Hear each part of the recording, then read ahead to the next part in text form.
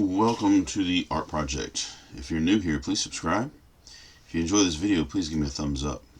If you would like to get notified of future videos, please tap that bell. We're going to do some non-objective art. I was inspired by Pamela Caughey, who is in that picture you saw just a moment ago. But I want to talk about it. I want to talk about non-objective art because sometimes students are not crazy about non-objective art, and that's okay. I mean, you don't have to be crazy about it. It's your life. You like art that you like, and that's fine. But before we totally dismiss it, let's discuss it a little bit. Pablo Picasso, who you may or may not be familiar with, famous artist from the 20th century, was really talented. He could paint realistically, almost photorealistically.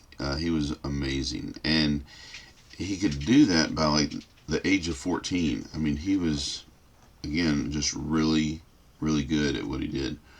But he is quoted as saying, it took him, he's quoted as saying he could paint like that by the age of 14. This is loosely paraphrased, sorry. He could paint like that by the age of 14, but it took him the rest of his life to learn how to paint like a child again. And you'll, if you know about Pablo Picasso, you know he is famous for co-inventing Cubism. And so Cubism is just a really far cry from realism, and a lot of people don't like Cubism, but that's okay. It's one of the reasons for Cubism. There's many reasons that I'm not going to go into here, but one of the reasons for Cubism is it was fun. It was just fun. To scramble up the faces, to scramble up the picture, to take what we expect and turn it into the unexpected. It was just fun. And I believe that Pamela Caughey, whom I don't know a lot about yet, I saw a video on her and was really inspired by what she was doing, and I did like her artwork. And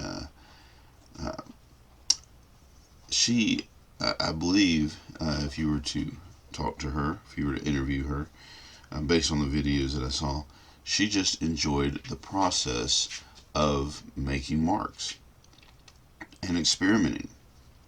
When we were kids, at least for me and most of the kids that I know, and I have two of my own, you can give them a piece of paper and a crayon, and they don't hesitate to just scribble if they want to. They don't hesitate to stick their fingers in the paint and drag them across the paper. I think there's something really fascinating about just for a kid, something really fascinating about your ability to make marks. You have a blank sheet of paper, and then you stick your thumb in the paint and you stick it onto the paper, and you made a mark, and it's like, what? Look at that, I made something.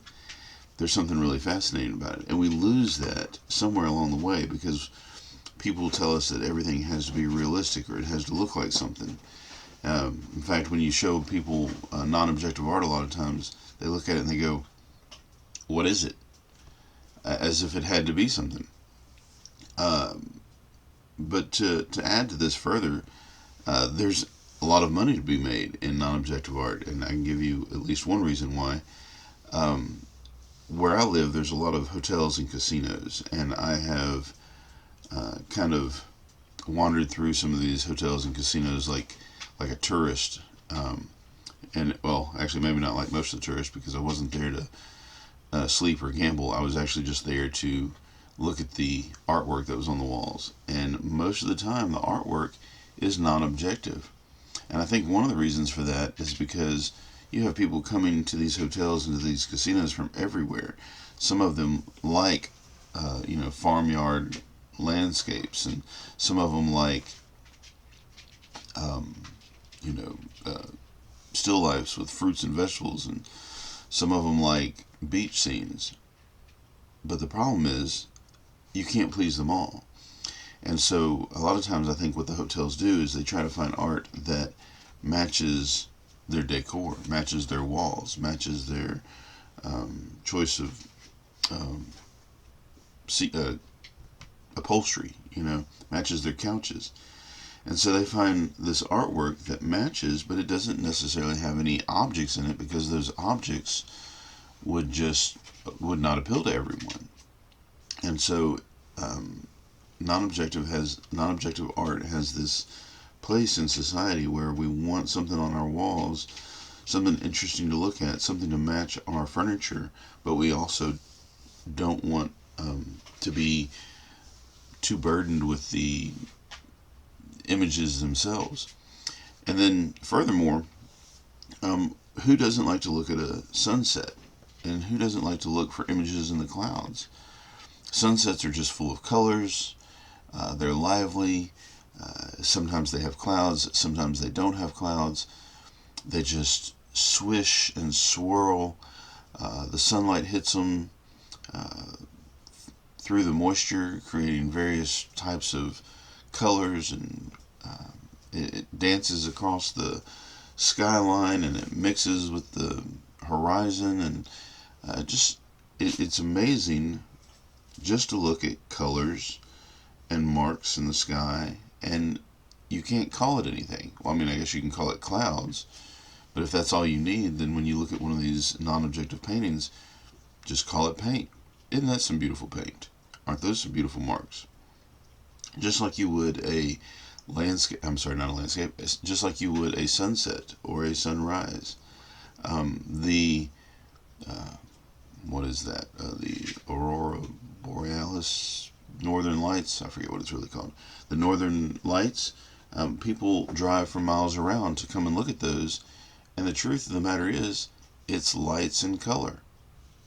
There's no landscape or faces or Last Supper painted into them. They're just colors and swishes, just like the paint that we're putting on the canvas. So my basic premise here is art does not have to be something. It doesn't have to be an object or a scene or an illustration in order for it to be beautiful. And so I'd like to challenge you here for this project to open up your mind, open up your sense of play, become curious, become inventive. This is the way that a lot of people learn how to draw and paint, how to make good compositions, how to work with color, and how to work with materials, just by playing with it. And so I invite you for this project to create some tools of your own, to splatter paint, play with color combinations, drag it, smear it, mark with it, scrape into it,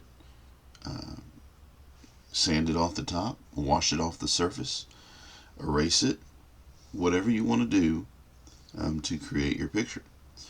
I will give you a couple of tips here, though.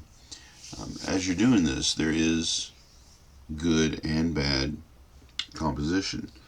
Not every sunset is absolutely beautiful. Sometimes they're plain. So think about your basic rules of composition. Things like going off the side of the paper, filling up the paper, covering up the white, your emphasis, your focal point. Where do you want that to be? What do you want your emphasis and focus to be? If you are working mostly in black and white, and then you add some color, that color is most likely going to be the focal point because it's going to grab people's attention. The amount of detail put into a certain area, for example, tighter scribbling with circles or something like that, that's going to become a focal point. And if you have a bit of color in one area and tight circles in another, they're going to fight for attention. Just think about the various composition points that you need in order to make your work of art work. As I was doing this, I was trying to be very careful to go off the edges.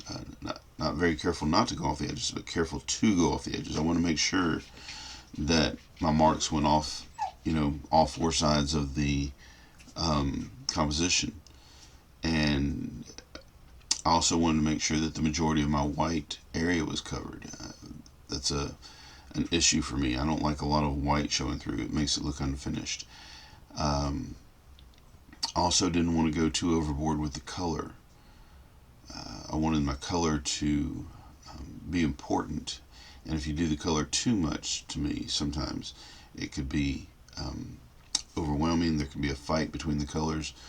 Furthermore, I'm colorblind, so I like to go black and white and then just add one color. But you will probably understand and know color better than I do, since you can see it better than I can.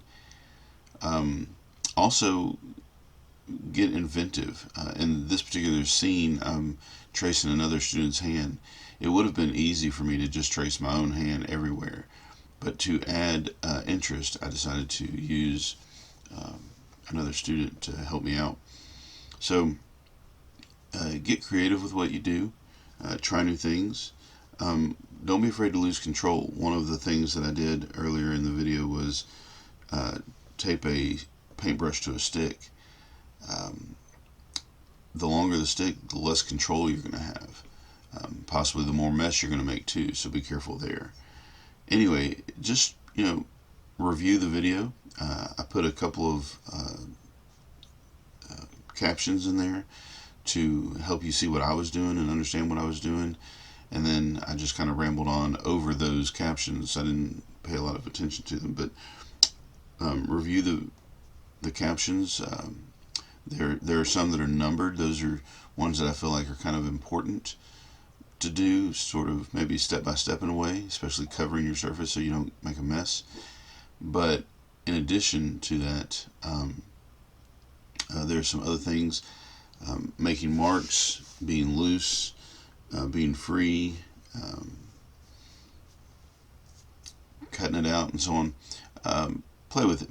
Come up with your own plan. Come up with your own energy. And if you can't, that's okay. Inventing things new is really, really hard. I did not invent the paintbrush on a stick, so that's okay. Copy off someone else if you need to. And then when you're done, or when you think you're done, show it to a friend. Ask them what they think about it. Get some advice on it. And then turn around and use their advice, or just look at it. Peel the tape off and hang it on the wall. What you made is what you made, and you can make changes on the next one. You can do better on the next one. But for right now, all I want you to do is go make some art.